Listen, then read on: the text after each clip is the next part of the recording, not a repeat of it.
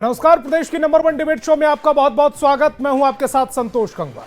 पूरा देश जिस मुद्दे पर टकटकी लगाए बैठा था, उस ऑपरेशन सिंदूर की बहस संसद में शुरू हो गई है। ऑपरेशन सिंदूर पर लोकसभा में 16 घंटे की मैराथन बहस चल रही है। लोकसभा में रक्षा मंत्री राजनाथ सिंह ने ऑपरेशन सिंदूर पर सरकार का पक्ष रखते हुए इसे भारत के सामर्थ्य का प्रतीक बताया। उन्होंने कहा कि यह ऑपरेशन पहलगाम आतंकी हमले का जवाब था, जिसमें 26 निर्दोष लोगों की जान गई। राजनाथ सिंह ने साफ कहा कि अगर कोई हमारे नागरिकों को नुकसान पहुंचाएगा तो भारत चुप नहीं बैठेगा। हमारी सेना ने आतंकियों को उनके घर में घुसकर मारा, लेकिन क्या यह ऑपरेशन वाकई इतना सफल था जितना बताया जा रहा है? क्योंकि विपक्ष इस पर सवालों की बौछार कर रहा है। कांग्रेस सांसद गौरव गोगोई ने सरकार से तीखे सवाल पूछे। उन्होंने पूछा, पहलगाम में आतंकी कैसे घुसे? ऑपरेशन सिंदूर के 100 दिन बाद भी 5 आतंकियों को क्यों नहीं पकड़ा गया? हमारे पास ड्रोन, सैटेलाइट और तमाम सुरक्षा बल हैं, फिर भी यह नाकामी क्यों? गोगोई ने यह भी कहा कि सरकार को सुरक्षा चूक की जिम्मेदारी लेनी चाहिए, ना कि उपराज्यपाल के पीछे छिपना चाहिए। लेकिन सबसे बड़ा बवाल तब खड़ा हुआ जब कांग्रेस नेता पी चिदंबरम ने एक विवादास्पद बयान दिया। उन्होंने कहा कि आप ये क्यों मान रहे हैं कि पहलगाम के आतंकी पाकिस्तान से आए? इसका कोई सबूत नहीं है। इस बयान ने सत्ता पक्ष को हमलावर बना दिया। बीजेपी सांसदों ने इसे पाकिस्तान समर्थन वाला बयान बताया, तो विपक्ष को जवाब देते नहीं बन रहा है। हालांकि ऑपरेशन सिंदूर पर मध्यस्थता के सवाल पर विदेश मंत्री एस जयशंकर ने साफ कर दिया है कि किसी ने मध्यस्थता नहीं कराई, पाकिस्तान की पहल पर सीज फायर किया गया। तो आज की बहस ऑपरेशन सिंदूर के सवाल पर मचे बवाल पर। तो चलिए मेहमानों से आपका परिचय कराएं, उससे पहले आज के सवालों पर आते हैं। आज बहस बयारकी में हम जो सवाल पूछने वाले हैं उन पर सबसे पहले आते हैं। ऑपरेशन सिंदूर के सवाल पर बवाल क्यों मचा है? राजनाथ सिंह के जवाब से कितना सहमत है विपक्ष? क्या चिदंबरम ने पाकिस्तान को क्लीन चिट दी है? जो उनका बयान आया कि जो आतंकी आए हैं वो पाकिस्तान से आए, इसके क्या सबूत हैं? इस पर क्या चिदंबरम ने पाकिस्तान को क्लीन चिट दी है? आतंकी पाक परस्त नहीं तो कहां से आए थे? चिदंबरम को कैसे पता कि आतंकी स्थानीय थे? तो ये वो तमाम सवाल हैं जिन पर आज हम बहस करने वाले हैं। लेकिन अब आपका मेहमानों से परिचय करा देते हैं। सत्ता पक्ष से हमारे साथ जेडीयू प्रवक्ता डॉक्टर अनुप्रिया जी जुड़ रही है, तो बीजेपी प्रवक्ता प्रेम रंजन पटेल जी जुड़ रहे हैं, तो वहीं विपक्ष से आरजेडी प्रवक्ता सारिका पासवान थोड़ी देर में जुड़ेंगी।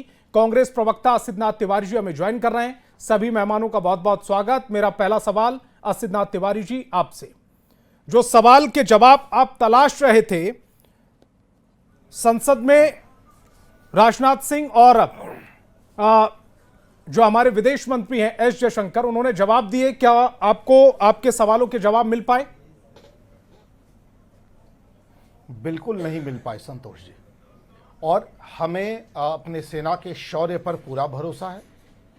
हमें दिक्कत कहाँ है ये समझिए। हमें दिक्कत ये है कि जब हमारी सेना अपने पूरे पराक्रम के साथ पाकिस्तान से लड़ रही थी, पूरे शौर्य के साथ पाकिस्तान से लड़ रही थी, आपने युद्ध विराम क्यों किया? पीओके तो ले ही सकते थे, सेना तो पूरी तैयारी में थी। हम 1971 का युद्ध लड़े, तब भी परिस्थितियां कमोबेश ऐसी ही थी। अमेरिका हमारे खिलाफ खड़ा था, उसने तो बजाबता 7वां बेड़ा भेज दिया था। हमने बांग्लादेश को तोड़ा ना, अलग देश बनाया ना, उनके 1 लाख सैनिकों का सरेंडर कराया ना, हमारी सेना ने कराया। पराक्रम सेना का, सहयोग सरकार का। हम यही अपेक्षा इस सरकार, देखिए सरकार हमारी है, आपकी है। भाजपा कांग्रेस ये अलग मसला है। जब हम पाकिस्तान से युद्ध लड़ रहे होते हैं तब हम भारत और पाकिस्तान लड़ रहे होते हैं, भाजपा कांग्रेस नहीं लड़ रहे होते। हमारा देश लड़ रहा होता है। उस मामले में हम भाजपा कांग्रेस नहीं कर सकते। उस मामले में हम एक देश हैं, और एक देश उनसे जब लड़ रहा था, पूरे पराक्रम से लड़ रहा था, तो अचानक अमेरिका से एक ट्वीट आता है, अमेरिकी राष्ट्रपति का ट्वीट आता है। यह दुर्भाग्यपूर्ण है। हमारे पीएम का ट्वीट क्यों नहीं आया? हमारे पीएम की घोषणा क्यों नहीं हुई? हमारे रक्षा मंत्री की घोषणा क्यों नहीं हुई? हमारी सरकार ने यह घोषणा क्यों नहीं की? अमेरिका का बैठा वो दुनिया का दारोगा खुद को समझता है, वो घोषणा करता है युद्ध विराम की घोषणा, और वाकई उसकी घोषणा के बाद युद्ध विराम हो जाता है। सच यही ना है, ये तो फैक्ट है। हमारा सवाल बस ये था कि पक्ष विपक्ष को साथ में लेकर, पूरी बाजी हाथ में लेकर सेना पूरे बल से लड़ी हो, बस 2 कदम पर जीत खड़ी हो, लेकिन जब मौका आ जाए तभी अचानक रुकना नहीं था। अरे नरेंद्र, झुकना नहीं था। इस बार हम पीओके ले लेते, निश्चित तौर पर हम पाकिस्तान को तोड़ सकते थे। और पीओके हमारा है, उसे हमें लेना है, वो हमारा लक्ष्य है। वो लक्ष्य कांग्रेस का भी है, वो लक्ष्य भाजपा का भी है। मतलब वो लक्ष्य भारत के एक एक नागरिक का है, पूरे हिंदुस्तान का लक्ष्य है कि हमारा पीओके है और हमें वो लेना है। और जब सेना पूरे पराक्रम से उसे लेने बढ़ गई, आपने क्यों कदम पीछे खींचे? कौन होता है ट्रंप जो एक्स पर पोस्ट करेगा उसके बाद आप डिसीजन ले लेंगे? आप अमेरिकी दबाव में आए क्यों? ये हमारे सेना के पराक्रम का अपमान था, ये हमारे हिंदुस्तानियत का अपमान था, और हमें इस बात का दुख है। इसीलिए संतोष जी बार बार हम ये प्रश्न उठा रहे हैं। ठीक है असित जी, दो सवाल आपके महत्वपूर्ण हैं आपके वक्तव्य में। पहला सवाल कि ट्रंप को लेकर, कि ट्रंप मध्यस्थता कराने क्यों आए, लेकिन रक्षा मंत्री तो कह रहे हैं कि ट्रंप ने कोई मध्यस्थता नहीं कराई, और वो तो डेट दे रहे हैं कि 22 अप्रैल से 17 जून तक प्रधानमंत्री मोदी और ट्रंप की कोई बातचीत नहीं हुई है। संतोष जी, हमें मध्यस्थता पर कोई आपत्ति नहीं है। आप मध्यस्थता कीजिए ना, हम आपकी मध्यस्थता मानेंगे नहीं मानेंगे हम तय करेंगे। जब दो पक्षों में झगड़ा होता है, अड़ोस पड़ोस के लोग उसमें खूब मजे भी लेते हैं, कुछ मध्यस्थता कराने भी आते हैं। अमेरिका भी आ सकता था, दूसरे देश भी आ सकते थे। दुख इस बात का है कि अमेरिकी राष्ट्रपति युद्ध विराम की घोषणा करता है और आप वो घोषणा मानते हैं। हमारा मूल प्रश्न यह है, आपने घोषणा क्यों नहीं की? आपने पहले घोषणा कर दी होती। अमेरिका का राष्ट्रपति जब एक्स पर लिख देता है, आप झट से जो है घोषणा कर देते हैं। यह स्पष्ट था कि अमेरिकी राष्ट्रपति आपको निर्देशित कर रहा था, आप अमेरिकी राष्ट्रपति से डर रहे थे, और आपने अमेरिकी राष्ट्रपति से डर के हमारे सेना के पराक्रम को कलंकित किया। दुख इस बात का है, ये वही सेना है जिसने बांग्लादेश बनाया, ये वही सेना है जिसने पाकिस्तान के 1 लाख सैनिकों का आत्मसमर्पण कराया। दुनिया के युद्ध के इतिहास का सबसे बड़ा आत्मसमर्पण भारतीय सेना के सामने हुआ है। 1 लाख पाकिस्तानी सैनिकों का आत्मसमर्पण भारतीय सेना के सामने हुआ है। यह विश्व के इतिहास का सबसे बड़ा सैन्य समर्पण है, और उस सेना के पराक्रम को आपने कलंकित कर दिया। क्यों? क्योंकि ट्रंप ने एक्स पर लिख दिया। कौन होता है भाई ट्रंप? इस बार पीओके ले लेना था। हमें दुख है, देखिए देश है ना, हम इस देश के नागरिक हैं, हम शिकायत नहीं, दुख है कि जो सेना इस बार हमारा पीओके ले सकती थी, आपने अमेरिका के दबाव में आके उस सेना को पीछे हटने पर मजबूर कर दिया। इस बात का दुख है संतोष जी, इसे समझना चाहिए। ठीक है प्रेम रंजन पटेल जी, ये जो ऑपरेशन सिंदूर था, ये पीओके को लेने के लिए था, या फिर जो 26 लोगों का धर्म पूछकर उनकी हत्या की गई थी, उन आतंकियों को सबक सिखाने के लिए था? संतोष जी, सबसे पहले आप इन बातों को देखेंगे कि आतंकवादी गतिविधियां कश्मीर के अंदर में बराबर जो है से चलती रहती थी, और आतंकवादी आते थे हमारे सीमा के अंदर में घुस कर करके हमारे सेना के सैनिकों के सर काट कर करके चले जाते थे, और हमारे सेना के जवानों के हाथ बंधे होते थे। उनको दिल्ली का आदेश होता था किसी प्रकार का कोई कार्रवाई नहीं करना है। सीमाओं पर खुली छूट थी आने और जाने के लिए, उसको कोई रोक टोक नहीं करने का जो है से। और केवल कश्मीर नहीं, देश के अलग अलग हिस्सों में आतंकवादी गतिविधियां होती थी, बम ब्लास्ट होते थे, संसद पर भी हमला हो जाता था, और किसी प्रकार का कोई कार्रवाई नहीं। ये आज कश्मीर के अंदर में कोई अगर जो है से आतंकवादी घुस जाता है, तो उसका जीवन जो है से केवल जो है से 48 घंटे से ज्यादा का नहीं होता है। हमारे सेना के लोगों को खुली छूट दी हुई है कि आप हर प्रकार की कार्रवाई करें, आतंकवादी किसी भी कीमत पर बख्शे नहीं जाए, आतंकवादियों को मौत के घाट उतारना पड़े, थे जिन्होंने धर्म कोई संकोच नहीं करना है। जहां तक आप ऑपरेशन सिंदूर पकड़ लिया गया है, नहीं,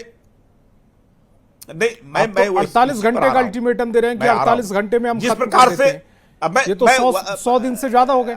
संतोष जी, आज जो है से एक नहीं दर्जनों आतंकवादियों को ढेर करने का काम उसके बाद जो है से हमारे सेना के लोगों ने किया है। खोज कर करके निकाल रहे हैं, और उनको पकड़ने का काम नहीं कर रहे हैं हमारे सेना के लोग, उनको सीधे मौत के घाट उतारने का काम कर रहे हैं। सीधे जो है से उन पर गोलियां चलाई जा रही है। और जहां तक ऑपरेशन सिंदूर, हमारे यहां जो है से निहत्थे अगर जो है से उन यात्रियों के साथ जिस प्रकार का व्यवहार किया, उनकी मौत उतारा, तो जिस प्रकार से हमने घुस कर करके पाकिस्तान के अंदर में, पहले तो पीएको तक घुसते थे, अब जो है से पाकिस्तान के अंदर घुस कर करके, केवल पीएको नहीं, पाकिस्तान के अंदर घुस करके 150-200 किलोमीटर अंदर तक घुस करके उन आतंकवादी अड्डों को नष्ट करने का काम, नेस्तनाबूद करने का काम हमारी सेना के लोगों ने किया, जिसकी कल्पना पाकिस्तान ने नहीं किया था।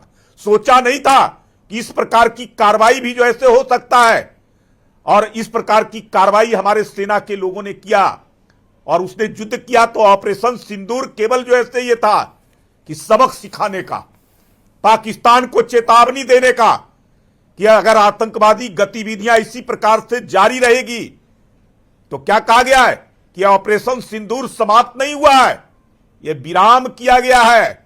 आगे भी अगर किसी प्रकार का कोई गतिविधि आतंकवादी अगर होगा तो ये जो है से युद्ध के रूप में माना जाएगा और इससे भी बड़े जो है से कार्रवाई हम करने के लिए तैयार हैं। पाकिस्तान को केवल उसने कहा कि 48 घंटों तक हम युद्ध कर सकते हैं, 8 घंटों के अंदर में हमारी सेना ने पूरी तरह से, जिस प्रकार से प्रधानमंत्री जी ने उनको छूट दिया था, 8 घंटे के अंदर उनको घुटनों पर लाने का काम किया, त्राहिमाम करने लगा। खुद जो है से भारत के हमारी सेना के प्रमुखों से उसने बात कर करके और जो है से खुद घिघियाने लगा, खुद जो है से मन्नतें मांगने लगा कि अब रोकिए युद्ध, हम आपके खिलाफ जो है से नहीं लड़ सकते हैं। और इस काम को जो है से तब जो है से वो युद्ध जो है से रोकने का काम किया गया है। ये ऐसा स्थिति कभी नहीं आया था जिसकी चर्चा हो रही है कि 71 में दो चीजें हैं, अगर 94,000 सैनिकों को युद्ध नहीं था। मैं संतोष जी सरकार ये कह रही है युद्ध नहीं था, एक आतंकी घटना, एक कायराना करतूत हमारे यहां पर की गई थी, उसका जवाब देना था सरकार को कि हम, अगर आप हमारे यहां आकर हमारे किसी नागरिक के साथ भी कोई बदसलूकी करेंगे, किसी के साथ किसी भी तरह की कोई घटना को अंजाम देंगे तो हम इस तरह की कार्रवाई कर सकते हैं। वो कार्रवाई सरकार ने करके दिखाई थी, युद्ध नहीं छेड़ा था। युद्ध बहुत बड़ा शब्द हो जाता है। अब मैंने तो कहा इसे, मैंने तो इसी बात को मैंने कहा कि यह युद्ध नहीं था, यह तो जो है से उसके खिलाफ कार्रवाई था, आतंकवाद के खिलाफ, आतंकवाद को समाप्त करने के लिए जड़ मूल से पूरी तरह से, और पाकिस्तान को सबक सिखाने के लिए यह था। लेकिन इस प्रकार का अगर जो है से कोई कार्रवाई अगर आगे भी जारी रखेगा आतंकवादी गतिविधियां, वो प्रधानमंत्री और रक्षा मंत्री सिंदूर ऑपरेशन ये समाप्त, डॉक्टर अनुप्रिया जी, मेरा सवाल सिंदूर ऑपरेशन समाप्त नहीं हुआ है, यह आगे युद्ध के रूप में लिया जा सकता है। ठीक है, यह जो है हमारे प्रधानमंत्री जी ने कहा है। डॉक्टर अनुप्रिया जी, मेरा सवाल यह है कि ऑपरेशन सिंदूर को लेकर जो विपक्ष सवाल पूछ रहा था, पहले रक्षा मंत्री उन्होंने साफ किया कि कोई मध्यस्थता नहीं हुई, ट्रंप और प्रधानमंत्री नरेंद्र मोदी की बातचीत 22 अप्रैल से 17 जून के बीच में हुई नहीं है, उसके बाद हुई है। और दूसरा ये कि क्या हम पीओके ले सकते थे वो मौका, तो जब युद्ध शुरू ही नहीं हुआ पीओके को लेकर तो फिर पीओके कैसे ले सकते थे? ये तो आतंकी कैंप पर अटैक किए गए, एक आतंकी घटना के विरोध के रूप में उन पर कार्रवाई की गई।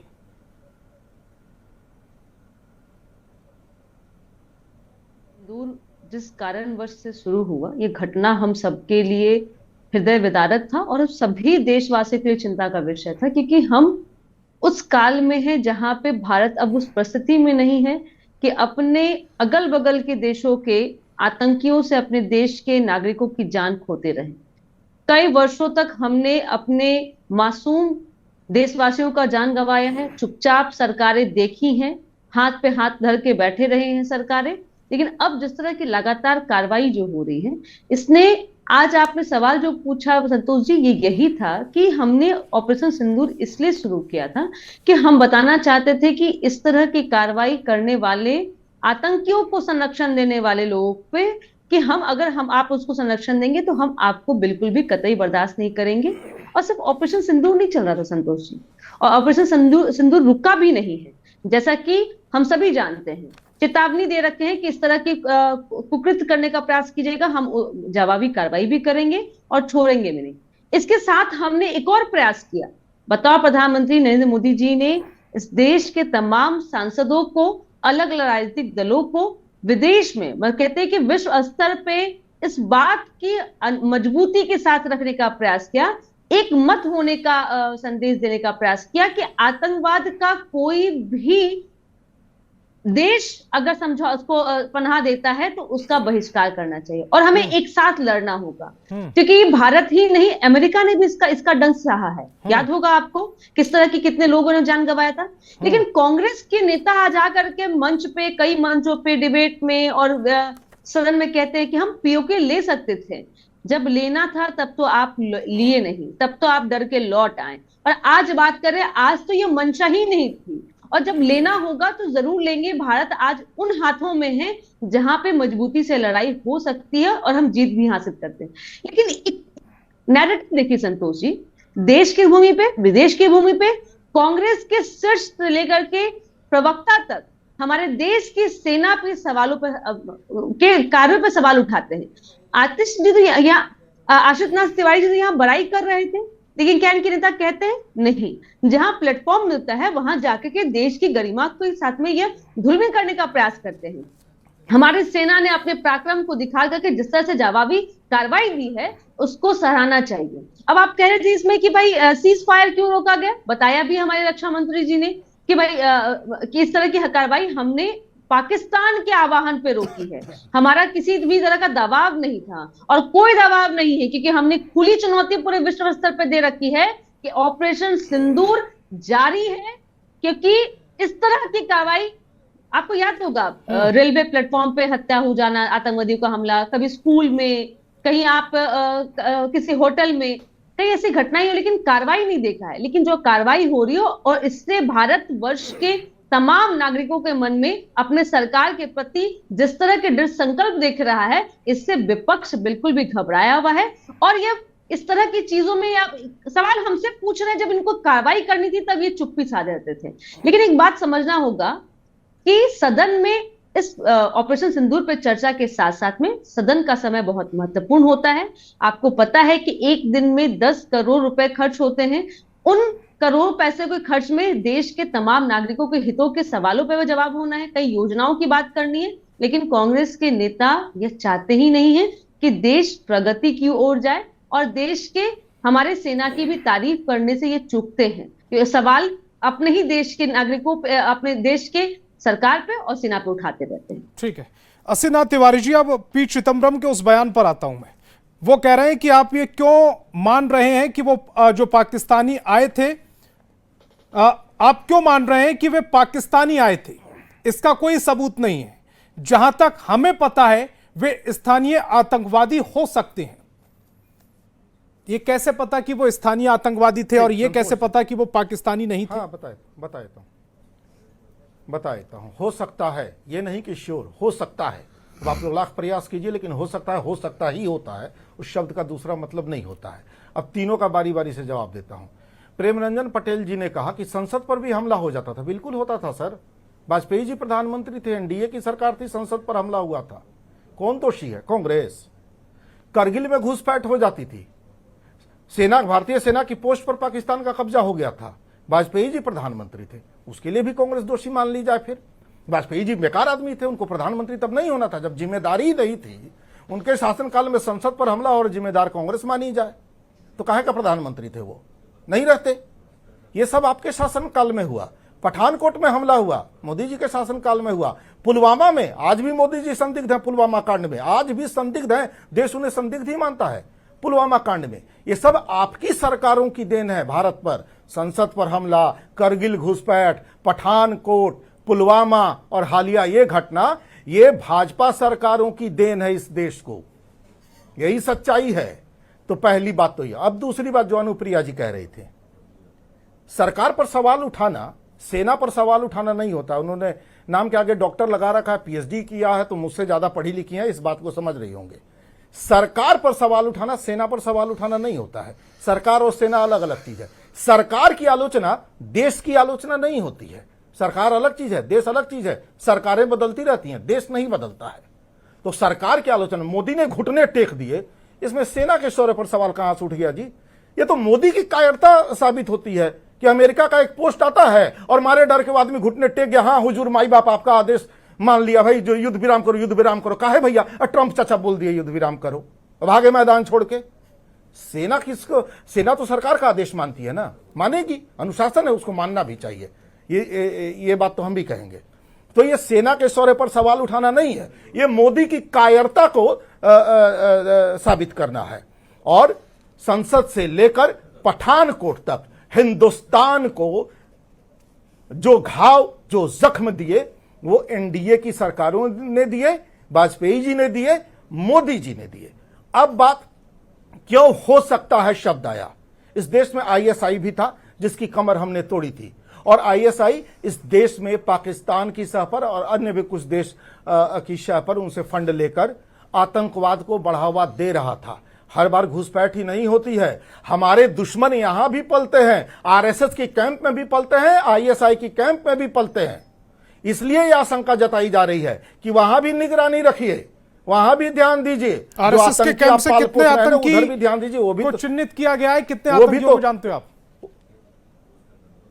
अभी कुछ दिन पहले ही एक साध्वी को सजा हुई है, इस पर बहुत अब जाने की जरूरत नहीं है। वो कभी बीजेपी का सांसद हुआ करती थी, बाद में बीजेपी ने उनको टिकट भी नहीं दिया, उनको बजाबता सजा भी हुई है, कहा है पूरी पोल खुलवा रहे हैं, तो उनको सजा भी हो गई है, ये भी अब स्पष्ट कह रहा हूं। तो बहुत पोल मत खुलवाइए। इसलिए चिंता इस बात की है संतोष जी कि आपने घुटने टेके क्यों, और आप कह रहे हैं कि मध्यस्थता नहीं की, उसकी बात नहीं मानी। एक्सपर्ट पोस्ट उसका आया था, लेकिन उसके पोस्ट के बाद आप युद्ध विराम की बात करते हैं। लेकिन वो पाकिस्तान से आए हैं, इसके क्या सबूत है? इस लाइन का क्या मतलब निकालें? वो पाकिस्तान से आए थे, इस बात के सबूत देने की जरूरत है? जब आपके यहाँ मुंबई, जब हमारे यहाँ मुंबई हमला हुआ था, तो उसके सबूत, सुनिए, उसके सबूत पाकिस्तान से नहीं जुड़े थे। एक आशा जब 2004 से 2014 तक, सुनिए, सुन लीजिए ना, हमने उसको पकड़ा भी, सुनिए, एक आतंकी को कुछ आंकड़े दिए, मैं भी कुछ आंकड़े ऐड कर दूं, जनता की जानकारी में कुछ इजाफा हो जाएगा। बिल्कुल 2004 से 2014 के बीच में 600 से ज्यादा लोगों की यहां पर आतंकी हमलों में मौत हो जाती है। वो तो यूपीए शासनकाल था, तो उस समय जो ताल्लुकात जुड़ते थे या जो सबूत मिलते थे वो पाकिस्तान से नहीं होते थे। इसका अगर आपके पास कोई जानकारी तो बताइएगा।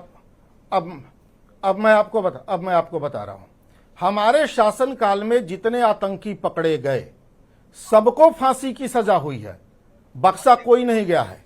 उज्जवल निकम ने पब्लिक में ये एक्सेप्ट कर लिया कि बिरयानी खिलाने वाली बात तो उन्होंने मजाक में कह दी थी, लोगों ने इसको बहुत बड़ा चढ़ा कर बना दिया कि आतंकियों को बिरयानी खिलाया जा रहा है। हमने उसको फांसी तक पहुंचाया। और अभी कुछ दिन पहले आतंकी हमले के कुछ आरोपी मुंबई में बरी कर दिए गए, सबूत के अभाव में। यह भाजपा की सरकार में हुआ है। इनकी सरकार में आतंकी बाइज्जत बरी किए जाते हैं, हमारी सरकार में पाकिस्तानी आतंकी फांसी पर लटकाए जाते थे। यह भी अंतर ये देश देख रहा है, स्पष्ट देख रहा है। इसलिए हम कह रहे हैं कि ये सरकार संदिग्ध है, ये पुलवामा का संदिग्ध है, ये पठानकोट का संदिग्ध है, ये करगिल का संदिग्ध है, ये संसद। तिवारी साहब, कांग्रेस की शासनकाल में दिया था, और कांग्रेस की शासनकाल में फांसी तक पहुंचा भी था सर। नहीं, और भाजपा की सरकार में आतंकी हमले हुए को अंजाम दिया, और भाजपा की सरकार में बरी भी हो गया। जो बरी हुए आतंकी, उन्होंने किस शासनकाल में आतंकी घटनाओं को अंजाम दिया था? उसके बाद जो सरकार आई उसका काम सबूत जुटाना नहीं है। मतलब अगर वो हमारे कार्यकाल में कोई घटना हो गई, हमारी सरकार चली गई, तो आप जांच नहीं करवाइएगा, संसद से लेकर जो कारगिल में घुसपैठ से लेकर आपने पुलवामा गिनाया, आपने पहलगांव गिना दिया, और तमाम जो आरोप लगा दिए वो बीजेपी गवर्नमेंट में हुए आतंकी घटनाओं का जिक्र किया। इसी पर्पज से मैंने पूछा कि वो आपके शासनकाल में हुआ या वो भी इन्हीं के शासनकाल में रहा होगा। आप मुझे संतोष जी, आप मुझे बताइए 2014 से 2025 तक आतंकी हमले में कितने लोग गिरफ्तार किए गए और कितनों को आपने फांसी तक पहुंचाया? हमने तो जिंदा पकड़ा, सबूत पूरी दुनिया को दिखाया कि देखो जिंदा आतंकी पकड़ा है। हम विदेशों से उठा के आतंकी लाए और उन्हें फांसी तक पहुंचाया, और हमने पकड़ के जिनको जेल भेजा आपने उनको बाइज्जत बरी करवा दिया। आप सबूत तक नहीं जुटा पाए। आप देशभक्ति की बात करेंगे, आपसे देशभक्ति की उम्मीद की जा सकती है मोदी जी से। आप सबूत तक नहीं जुटा पाए जिनको पूरे साक्ष्य के साथ अरेस्ट किया गया था। आरजेडी प्रवक्ता हमारे साथ जुड़ रहे हैं, ऋषि जी। ऋषि जी का पहला कमेंट ले लूं क्योंकि देरी काफी हो चुकी है और ऋषि जी काफी देरी से हमारे साथ जुड़ रहे हैं। ऋषि जी, बहुत बहुत स्वागत। और आज जो संसद में ऑपरेशन सिंदूर पर सरकार की ओर से रक्षा मंत्री राजनाथ सिंह और विदेश मंत्री एस जयशंकर ने बयान दिए हैं आपके सवालों पर, यानी कि विपक्ष के सवालों पर, संतुष्ट हैं आप या आपके भी कुछ सवाल बाकी हैं अभी? संतोष जी, हम लोगों का सवाल ऑपरेशन सिंदूर पे नहीं है। जब हम आतंकवादियों की बात कर रहे हैं तो आज भारतीय जनता पार्टी आपके मंच से कबूल करे कि आजाद भारत का सबसे पहला आतंकवादी गोडसे, उसको कंडेम करे ये लोग कंडेम। आज आजाद भारत का पहला आतंकवादी गोडसे था। और जब हम ऑपरेशन बाकी हम जब अभी आते हैं आपको संतोष जी, मेरा आग्रह है कि ऑपरेशन सिंदूर पे हम लोगों का कोई सवाल नहीं। हम लोगों को दुख है कि ऑपरेशन सिंदूर को और कंटिन्यू होना चाहिए। चैनल्स की बात मैं नहीं कर रहा, लेकिन हम लोगों को आर्मी पर विश्वास है, देश के आर्मी और देश के शौर्य पर विश्वास है। हम लोगों को इतना विश्वास था कि ये लोग को अगर वक्त दिया जाता तो फिर पाकिस्तान में घुसकर उसको मारते। लेकिन सवाल क्या है, हम राजनीति करते हैं तो गुजरात के दोनों, तो दोनों गुजरातियों को बिजनेस करना आता है। तो अमेरिका का प्रेसिडेंट 24 बार बोल चुके हैं, शायद 25वां भी हो चुका है, कि इंडिया पाकिस्तान वॉर हमने रुकवाए। और इसमें कितनी बार ये कहा कि हमने नहीं रुकवाया? बीच बीच में ये भी तो कहा गया है। एक सेकंड नहीं, आप देखिए संतोष जी, ऐसा है, देश के प्रधानमंत्री उनके लिए वोट मांगने जाते थे और बोलते थे कि भाई माय फ्रेंड ट्रंप, और ट्रंप के लिए मेरा दोस्त है, इसको वोट दीजिए, और रैली करते थे। उस दोस्त को एक बार कम से कम ट्वीट के माध्यम से कंडेम करते कि नहीं, मेरा दोस्त झूठा निकला, मेरा दोस्त धोखेबाज निकला। ऐसी कोई बात नहीं है, हमने अपने शर्तों पर सीज फायर किया था। क्यों नहीं बोल पा रहे हैं ये लोग? अगर सदन के अंदर से रक्षा मंत्री और विदेश मंत्री कह रहे हैं कि हमने अपनी शर्तों पर सीज फायर किया, तो आपको विश्वास नहीं? रक्षा मंत्री नहीं, रक्षा मंत्री और ये क्या बोलेंगे? देश के प्रधानमंत्री क्यों नहीं बोलेंगे? भाई, इतना बड़ा मुद्दा है, देश का मुद्दा है, देश का सवाल है। और दूसरी बात, 200 किलोमीटर अंदर आतंकवादी घुसते हैं समाज को बांटने के लिए। जो ये लोग चाहते हैं वही काम वो लोग कर रहे थे, मार के भाग जाते हैं। कहां थे अमित शाह जी, राजनाथ सिंह जी? आपका सिस्टम वहां पे है। गवर्नर के पीछे आप लोग मत पूछिए, मत छिपिए आप लोग। वहां का लेफ्टिनेंट गवर्नर कहता है कि it is our fault. No, it is not your fault mister governor. ये फॉल्ट है अमित शाह जी का, गृह मंत्री का, ये फॉल्ट है रक्षा मंत्री का। तो हम लोग मुद्दों पे बात करना चाह रहे हैं संतोष जी। देश के सेना पर हम लोग को विश्वास है। हम लोग इंडिया अलायंस के लोग चाहते थे, देश की ये भावना थी कि ऑपरेशन सिंदूर जारी रहना चाहिए था और पाकिस्तान को अंदर घुसकर मारना चाहिए था, जो बाकी चैनल लोग सूत्रों के हवाले से चला रहे। ऋषि जी, ऑपरेशन सिंदूर एक उद्देश्य लेकर हुआ था और उस उद्देश्य की समाप्ति के बाद उस ऑपरेशन को समाप्त कर दिया गया पाकिस्तान की ओर से। कौन सा उद्देश्य हमारा पूरा हो गया? आतंकियों को टारगेट करना।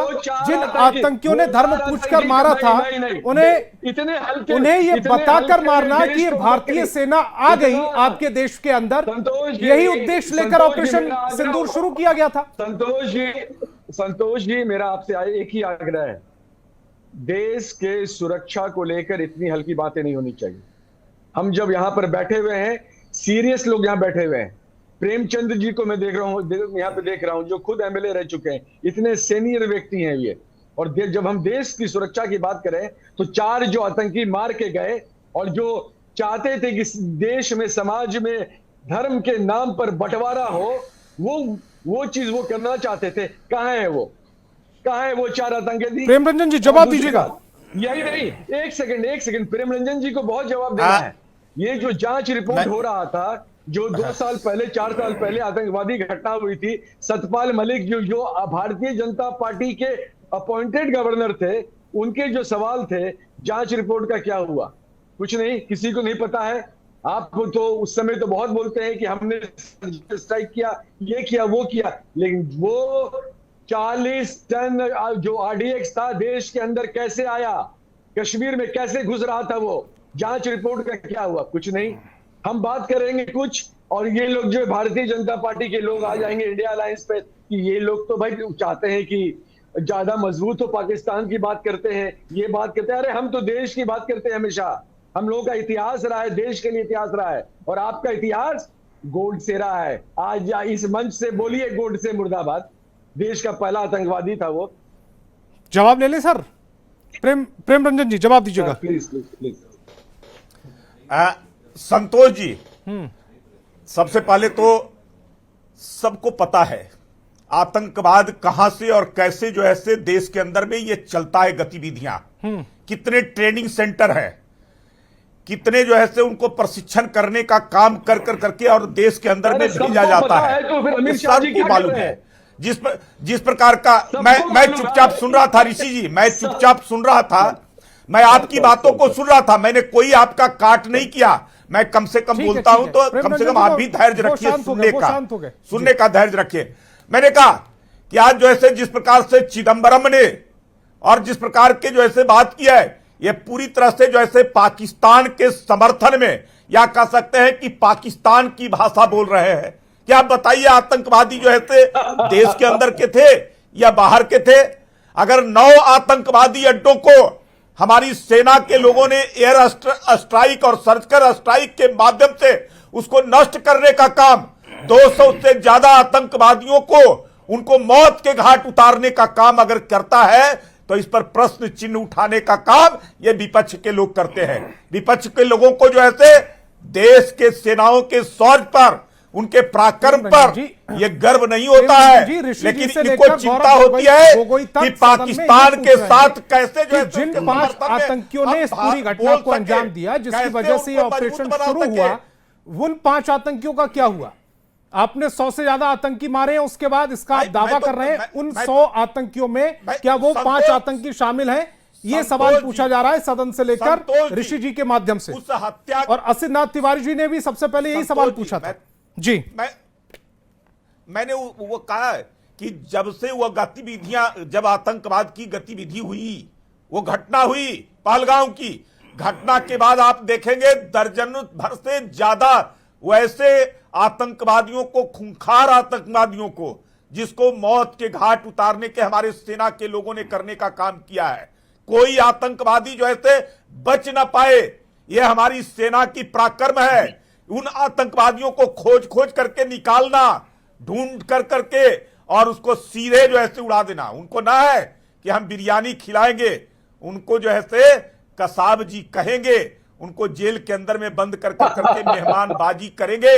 ये हमारी सेना नहीं करने वाली है, जो इन लोगों ने करके रखा है। 2004 से लेकर के 2014 के बीच में लगभग 7200 से ज्यादा आतंकवादी गतिविधियां, 3000 से ज्यादा हमारे सैनिकों की मौत हुई है। और 2014 मोदी जी के आने के बाद 2024 तक का आंकड़ा अगर लेंगे तो 67% आतंकवादी गतिविधियों में कमी हुई है, और हमारे सेना और हमारे देश के नागरिकों की मौतों में कमी आई है। इस काम को, उस पर रोक लगाने का, मजबूती के साथ करने का काम हमारी सरकार और हमारे सेना के लोगों ने करने का काम किया है। इन लोगों के खुली छूट आज बात कर रहे हैं, पीएको की बात कर रहे हैं। अरे भाई, पीएको किसने बनाया? क्यों पीएको बना? और 71 में अगर भारत पाकिस्तान के साथ युद्ध हुआ, 94,000 सैनिकों को कैद किया गया, सरेंडर कराया गया, हमारे भारत की सेना लाहौर तक पहुंच गई, और बिना शर्त आपने जो है अपने सेना के जवानों को वापस बुला लिया और उन पाकिस्तानी सैनिकों को छोड़ दिया। जवाब मैं ले लूंगा सिद्धार्थ तिवारी जी से। डॉक्टर अनुप्रिया जी, मेरा सवाल आपसे, क्योंकि समय कम है, ये जरा बता दीजिए। और भी सवाल है मेरे पास, समय कम है मेरे पास। 193 देशों ने भारत का समर्थन किया है, यानी कि विपक्ष जो विदेश नीति पर सवाल उठा रहा था, 193 देशों का समर्थन, यूएनएससी में पहलगांव हमले की निंदा करना, क्या अब भी विदेश नीति फेल बताई जाएगी भारत की?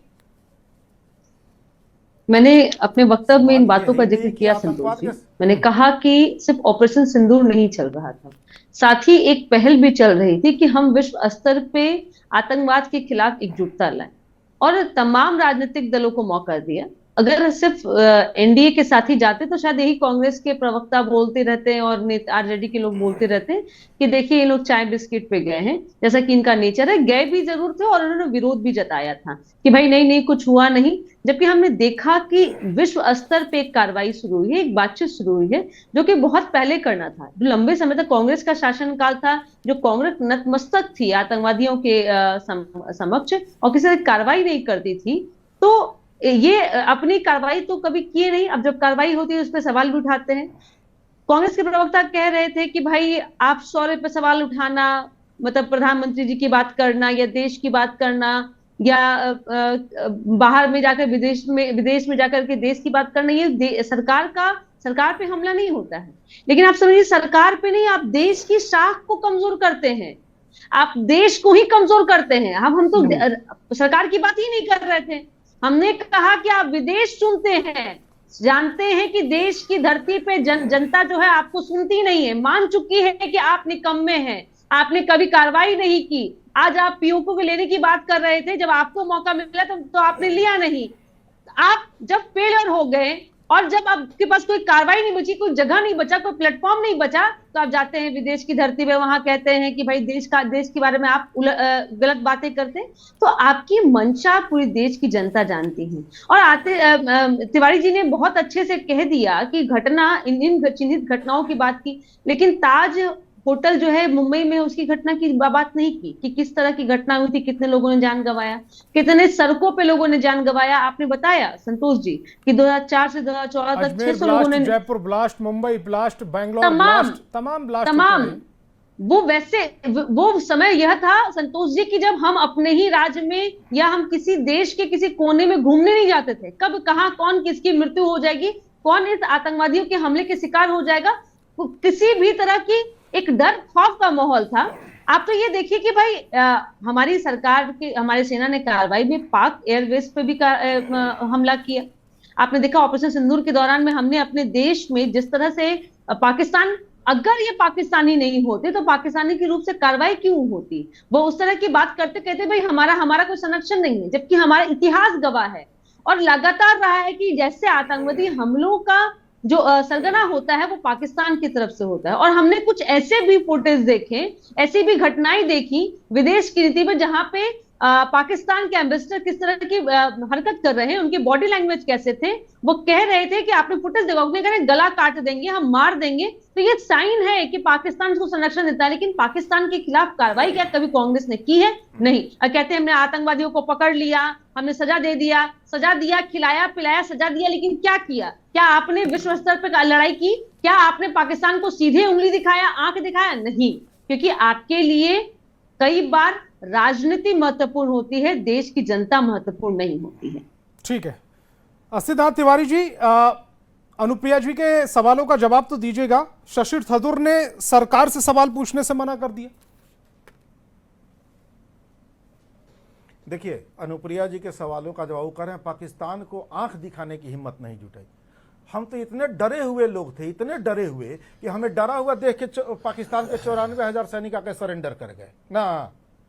हम इतने डरे हुए थे कि मारे डरे, हमें डरा हुआ देख के पाकिस्तान ने बांग्लादेश को अलग कर दिया, पूर्वी पाकिस्तान को। ये मूर्खतापूर्ण बातें कैसे आप लोग सुन लेते हैं भाई और सोच लेते हैं? हमने पूरे पूर्वी पाकिस्तान को बांग्लादेश बना दिया। आप उस दिन हमसे बात करना जिस दिन पाकिस्तान का एक गांव भी ले लेना, एक गांव भी जिस दिन ले लेना। हमने तो आधा पाकिस्तान तोड़ दिया। हमने 94,000 सैनिकों का आत्मसमर्पण कराना, किसी दिन 9 सैनिक का भी आत्मसमर्पण करा लेना, उस दिन आना हमसे बात करने कि चलो हमने भी 9 सैनिकों का आत्मसमर्पण करा लिया। हमने अमेरिका को ये आंख दिखाते हुए कहा, भेज तू अपना 7वां बेड़ा, हम कूदे मैदान में, और कह के सेना को पाकिस्तान में उतार दिया कि भेज तू अपना 7वां बेड़ा और रख फोन, भेज 7वां बेड़ा, हम उतरे अब युद्ध के मैदान में। किसी दिन अमेरिका को ये जवाब दे देना, इसका 100वां हिस्सा भी जवाब दे देना, तब हमसे बात करना। एक ट्वीट पर तो घुटने पर आ गए प्रधानमंत्री, मुकाबला करने चले हमसे। आतंकी हमले हुए हमारे शासनकाल में, जिंदा बच के नहीं गए आतंकी, और जो बच के गए उन्हें घसीट के लाके फांसी के फंदों पर लटकाया, बाइज्जत बरी नहीं किया, घसीट के लाया, फांसी के फंदों पर लटकाया। आपके शासनकाल में हम जिसे घसीट के लाए उसे बाइज्जत बरी किया गया। जिस दिन एक आतंकी को भी फांसी पर लटका देना, उस दिन हमसे मुकाबला करने आना। अमेरिका परस्त लोग, अमेरिका के पैसों पर पलने वाले लोग और चुनाव जीतने के लिए पुलवामा में अपने ही सैनिकों को मरवाने वाले लोग कांग्रेस का मुकाबला किसी दिन ना कर सकेंगे। 3 उदाहरण दिए, एक सरेंडर करवा दीजिए, आइए मुकाबला कीजिए। एक गांव पाकिस्तान का ले लीजिए, आइए मुकाबला कीजिए। किसी एक आतंकी को फांसी घसीट के लाके वहां से फांसी पर लटका दीजिए। असिनाथ तिवारी जी, आप पर ये आरोप लगते हैं कि आपने काम नहीं करेंगे। पाकिस्तान के 2 टुकड़े तो किए, कश्मीर के भी 2 टुकड़े करने का आप पर ये आरोप लगता है। जो पीओके का जिसका जिक्र कर रहे हो, वो कहा जाता है कि आपकी गलती से उनकी तरफ गया, जिस पर वो कब्जा करके बैठा। हमारी गलती से ये देश आजाद भी हो गया, हमारी ही गलती से ये देश आजाद भी हो गया, वो भी गलती हमारी मान लीजिए। कितने लोगों को पता है कि पूरा का पूरा श्रेय खुद ही लेंगे। वाला कांड हुआ उस समय कश्मीर भारत था ही नहीं, पता है आपको? उस समय कश्मीर भारत में था ही नहीं। संतोष जी सुन लीजिए ना, आप बोलिएगा। जिस समय वो घटना हुई कश्मीर भारत में था ही नहीं, उसका तो विलय ही नहीं हुआ था। राजा हरि सिंह देने को तैयार ही नहीं थे, वो तो एक अलग देश था। राजा हरि सिंह तो जानकारी साइन कर बैठे हुए थे। आइए सेना भेज दीजिए टीवी डिबेट का, इस फॉर्म को ले जाइए। आप संतोष नया इतिहास सुना रहे हैं सिद्धार्थ तिवारी जी को। कुछ भी तिवारी जी, कुछ ये भी तो मैं आज आपसे नया इतिहास सुन रहा हूं। कश्मीर न पाक नहीं संतोष जी, आप तो कुछ भी बोल रहे हैं, संतोष आते से जी, ये आप पाकिस्तान तिवारी बना था क्यों और किसके कारण बना था, कि कश्मीर ये भी जरा भारत पूछ में था, वो कहेगा तो मूर्ख पीएको है। कहां से और कश्मीर कैसे अलग आया? देश था। क्यों सरदार पटेल को जब पीएको को जो है जब आपके समय पर ही, आपके समय में ही जो किताबें पढ़ी थी सर, उन्हीं किताबों को पढ़कर जो अभी तक हमारी जानकारी तो यही है सर। आपने नई जानकारी आज दी है मुझे डिबेट में। तो कैसे फिर पीएको को छुड़ाने के संतोष जी, अंकल कारण को जो है पढ़ना चाहिए, संयुक्त पत्रकारों राष्ट्र को संघ पढ़ना में चाहिए। नेहरू जी गए, या किसको नहीं पता है कि पीएको किसकी देन है? ठीक है, मेरे पास आपकी समय की सरकार कमी के है। कारण जो है ऋषि पीएको जी, बना। अगर जो है आप अपनी नेहरू अपनी नहीं बात को होते पूरा तो ये कीजिएगा। पीएको नहीं मेरे बनता, पास समय ये कम है। पूरा ऋषि जी, कश्मीर जो है ऋषि जी को कम भारत बात का नहीं होता। संतोष जी क्या प्रॉब्लम क्या है? भारत से अलग रखने का काम मोदी जी और किसी अंग्रेज का कुत्ता घुमा रहे होते। आतंकवाद को पैदा करने का और देश के अंदर में लाने का श्रेय किसको जाता है? इसी कांग्रेस पार्टी। नेहरू जी नहीं होते तो सावरकर को पेंशन भी अंग्रेजों से नहीं मिली होती। 40 साल की बात करते हैं, जो इनके अंदर वायरस जो है ना, मोदी जी का वायरस आ गया है। अभी प्रेम रंजन जी बोल रहे थे, सबको पता है कि आतंकवादी जो घटनाएं कहां से होती हैं, कहां पे उनका कैंप है। अगर प्रेम रंजन जी आपको पता है तो यही बात जाके अमित शाह जी को बोल दीजिए ना, राजनाथ सिंह जी को बोल दीजिए, अरे भाई यहाँ पर है, आप लोगों को नहीं पता है, मुझे पता था, मारी है इन लोगों को। कहीं नहीं, इतनी हल्की बात आप लोग क्यों करते हैं सर? ये पार्टी, आप लोग शहादत लिए थे ना, शहादत, सेनाओं की शहादत ली थी और उसके नाम पर वोट मांगा था 2019 में। भाई साहब भूल जाते हैं आप लोग, शर्म नहीं आती आप लोगों को, क्योंकि शर्म इसलिए नहीं आएगी आप लोगों को। ठीक है, मेरे पास समय की कमी है। तमाम मेहमान मेरे साथ जुड़े, आपका बहुत बहुत शुक्रिया। और इसी बीच बड़ी खबर आ रही है पटना से इस वक्त की बड़ी खबर, जन स्वराज के संस्थापक प्रशांत किशोर के खिलाफ लिखित शिकायत दर्ज कराई गई है। पटना के गांधी मैदान थाना में लिखित शिकायत दर्ज कराई गई। बीजेपी कार्यकर्ता ने यह शिकायत दर्ज कराई है। डिप्टी सीएम सम्राट चौधरी के खिलाफ अपमानजनक शब्द कहने का आरोप लगाया गया है। बड़ी खबर इस समय आपकी टेलीविजन स्क्रीन पर। जन स्वराज के संस्थापक हैं प्रशांत किशोर, जिनके खिलाफ लिखित शिकायत दर्ज कराई गई है। पटना के गांधी मैदान में यह शिकायत दर्ज कराई। बीजेपी कार्यकर्ता इस बात से आहत थे कि डिप्टी सीएम सम्राट चौधरी के खिलाफ अपमानजनक शब्दों का इस्तेमाल किया गया है और इसी आरोप को आधार बनाकर यह लिखित शिकायत दर्ज कराई गई है प्रशांत किशोर के खिलाफ। बड़ी खबर इस समय आपकी टेलीविजन स्क्रीन पर।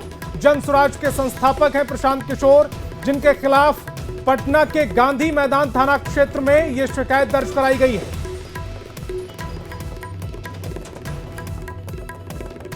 और पटना से एक और बड़ी खबर मिल रही है। बिहार पुलिस मुख्यालय की अनुशंसा, आरजेडी विधायक रीतलाल यादव की पत्नी के खिलाफ कार्रवाई की अनुशंसा की गई है। रिंकू कुमारी के खिलाफ कार्रवाई की अनुशंसा की गई। नियोजित शिक्षिका है रिंकू कुमारी। एडीजी एसटीएफ कुंदन कृष्णन ने शिक्षा विभाग के अपर मुख्य सचिव एस सिद्धार्थ को यह पत्र लिखा है। खगौल थाने में कांड की जांच में खुलासा हुआ, सरकारी काम में रहते हुए रिंकू कुमारी विजय कंस्ट्रक्शन में पार्टनर है। इस फर्म के माध्यम से व्यवसाय कर रही है रिंकू कुमारी। सरकारी सेवा में रहते हुए व्यावसायिक कार्य करने का यह खुलासा हुआ। बिहार सरकारी सेवक आचार नियमावली और आचरण संहिता के प्रावधानों के प्रतिकूल रिंकू कुमारी के खिलाफ कार्रवाई की अनुशंसा की गई। पटना जिले के कोतवा मुसहरी में नियोजित शिक्षिका है रिंकू कुमारी और जिन पर यह बड़ी कार्रवाई की जा रही है। पटना से यह बड़ी खबर इस समय आपकी टेलीविजन स्क्रीन पर। एडीजी एसटीएफ कुंदन कृष्णन ने शिक्षा विभाग के अपर मुख्य सचिव एस सिद्धार्थ को यह पत्र लिखा है। खगौल थाने में कांड की जांच में यह खुलासा हुआ। सरकारी काम में रहते हुए रिंकू कुमारी विजय कंस्ट्रक्शन में पार्टनर हैं और इस फर्म के माध्यम से व्यवसाय कर रही हैं। रिंकू कुमारी सरकारी सेवा में रहते हुए व्यावसायिक कार्य बिहार सरकारी सेवक आचार नियमावली, एक बार फिर सुनिएगा, बिहार सरकारी सेवक आचार नियमावली और आचरण संहिता के प्रावधानों के प्रतिकूल है। रिंकू कुमारी के खिलाफ कार्रवाई की अनुशंसा की गई है। पटना जिले के कोतवा मुसहरी में नियोजित हैं शिक्षिका रिंकू कुमारी, जिन पर अब यह कार्रवाई की अनुशंसा की गई है। बिहार पुलिस मुख्यालय ने यह कार्रवाई की अनुशंसा की है। एडीजी एसटीएफ कुंदन कृष्णन ने शिक्षा विभाग के अपर मुख्य सचिव एस सिद्धार्थ को यह पत्र लिखा है। खगौल थाने में दर्ज कांड की जांच में यह खुलासा हुआ। सरकारी काम में रहते हुए रिंकू कुमारी विजय कंस्ट्रक्शन में पार्टनर हैं। इसी फर्म के माध्यम से व्यवसाय कर रही हैं रिंकू कुमारी। सरकारी सेवा में रहते हुए व्यावसायिक कार्य करने का उन पर आरोप लगा है। बिहार सरकारी सेवक आचार नियमावली और आचरण संहिता के प्रावधानों के प्रतिकूल रिंकू कुमारी के खिलाफ कार्रवाई की अनुशंसा की गई है। पटना जिले के कोतवा मुसहरी में नियोजित शिक्षिका है रिंकू कुमारी, जिन पर अब ये कार्रवाई की अनुशंसा की गई है। बड़ी खबर पटना से आपकी टेलीविजन स्क्रीन पर। एडीजी एसटीएफ कुंदन कृष्णन ने पत्र लिखा है और कार्रवाई की अनुशंसा की है। बहस बिहार की में फिलहाल इतना ही।